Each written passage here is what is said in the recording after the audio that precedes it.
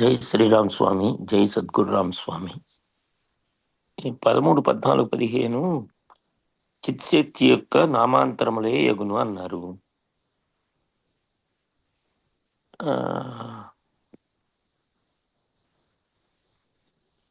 అంటే చిత్శక్తి యొక్క నామాంతరములే యగును అంటే అర్థం కాలేదు స్వామి. గోవర్ధన్ ఎందుకు కృష్ణ చెప్పారు?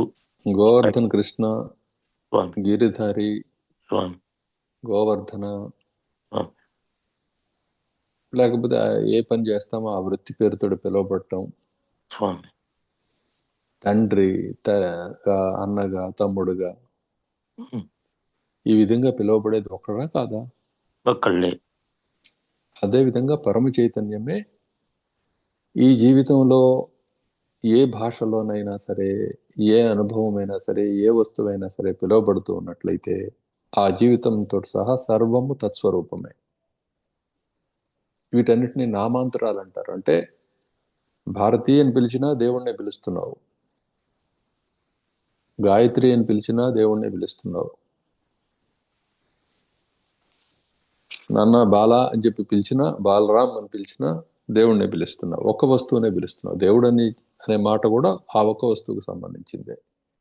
నేను అన్న ఆ ఒక్క వస్తువే, నీవు అన్న ఆ ఒక్క వస్తువే, మనము అన్న అదే, వారు వీరు అన్నా కూడా అదే. ఇవన్నీ నామాంతరాలు.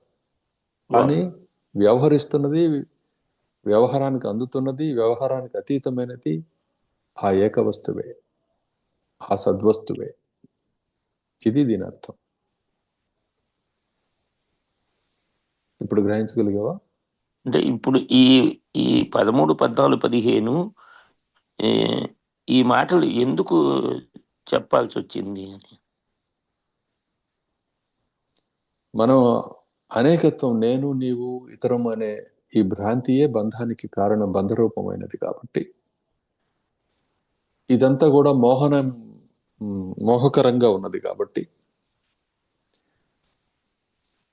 ఇది గమనానికి అందింది. కాబట్టి రాముల వారికి ఆయన ప్రశ్నించడం జరిగింది, ఇదేమిటి అని చెప్పి. దానికి గురువులు సమాధానం చెప్పుకుంటూ ఆ విషయం అర్థం కావడం కోసం సాధనాపరంగా నానా విధాలైన కథలు, కథానికలు చెప్పుకుంటూ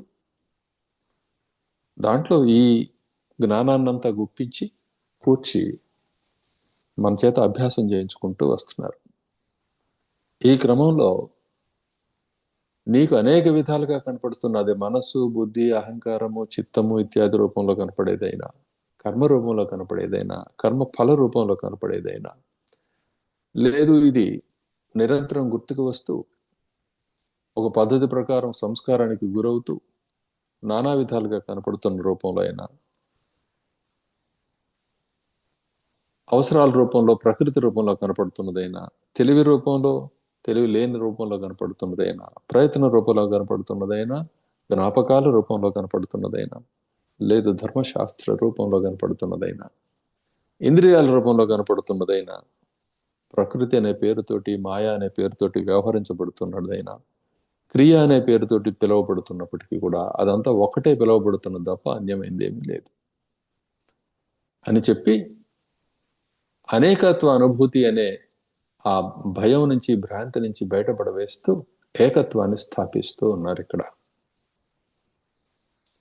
ఈ లక్ష్యంతో ఈ బోధ సాగుతూ ఉన్నది. కాబట్టి ఏకత్వము, ద్విత్వము అనే రెంటికి అతీతమైన వాస్తవాన్ని ప్రబోధించడానికి ఈ భాష అంతా ప్రయోగించబడుతున్నది. కాబట్టి సాధన చేయించబడుతున్నది. కాబట్టి ఈ మాటలు చెప్పవలసి వచ్చింది. నేను గిరిధారిని, నాకు ఈ ప్రశ్న వచ్చింది, ఇక్కడ దీని అవసరం ఏమిటి అనే ప్రశ్న నీవుగా ఈ శాస్త్రంగా, ఈ సత్సంగంగా, ఈ సంభాషణగా అనుభవానికి వస్తున్నావు. కాబట్టి నిన్ను నువ్వు తెలుసుకోవటానికి ఈ ప్రశ్న అవసరమే, సమాధానం అవసరమే. అదేవిధంగా ఈ విధమైన ఈ గ్రంథము, అభ్యాసము కూడా అవసరమే. ఇప్పుడు అర్థమైందా? అర్థమైంది స్వామి. ఇది ఎందుకు ఇక్కడ పెట్టారనే మాట కూడా అర్థమైంది. జై శ్రీరామ్ స్వామి, జై సద్గురురామ్ స్వామి. శ్రీధర్ కుమార్.